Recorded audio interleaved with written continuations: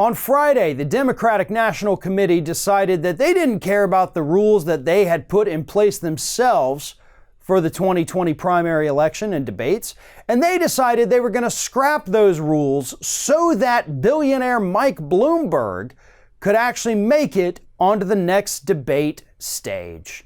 That's very nice of them, right? Looking out for old Mike. Well, as it turns out, shortly before, in fact, 2 days before Mike Bloomberg decided to file the paperwork to officially run as a Democrat for president, he gave the DNC a little over $300,000. In fact, he gave them $318,000. And he also gave roughly $800,000 to the Democratic Grassroots Victory Fund, which is a PAC of the DNC. So gave him over $1 million total, threw a couple million more dollars at state races for the DNC. And so now suddenly the DNC decides, you know what, maybe we ought to let this guy play a little bit, right? Maybe we should put him up there on that debate stage. What's the worst that could happen? Well, it already has happened, DNC, because all of those people like myself who assumed, based on what we had seen, that maybe you guys were doing the right thing this time, we just lost all faith in you.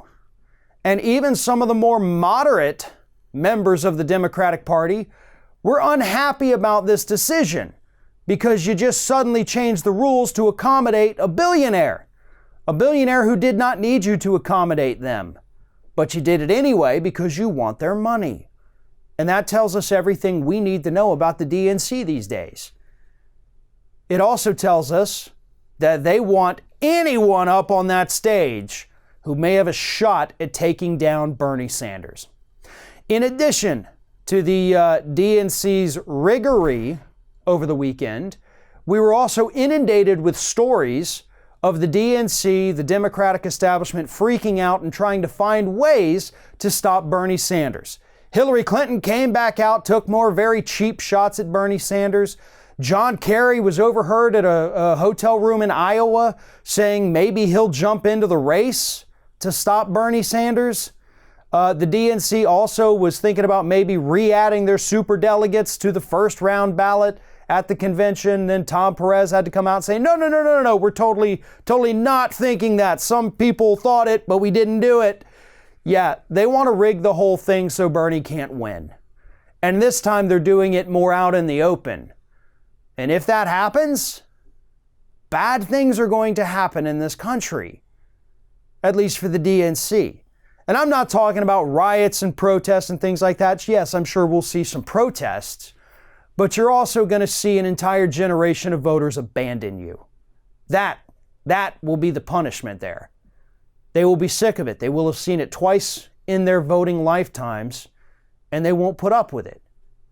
And I think the DNC is smart enough to understand this, but then again, they weren't smart enough to understand they'd get huge backlash by changing the rules to allow the billionaire to get on the debate stage when they refused to do it for people like Cory Booker and Julian Castro, who had actually asked them to change the rules. And those people had a fairly decent shot at being president at one time during this race, but they wouldn't do it for them, but they'll certainly do it for a guy worth a couple of $1 billion. What are you doing? It's over. The video's over. I'm done complaining about everything, and that's it. The end. Leave. Well, okay, if you're going to stick around, maybe you should give us a like, a comment, a share, or just subscribe to stay connected with all of our content. Or maybe you should consider becoming a member for some exclusive content and perks. Just follow the link in the description. Now, go. Just go.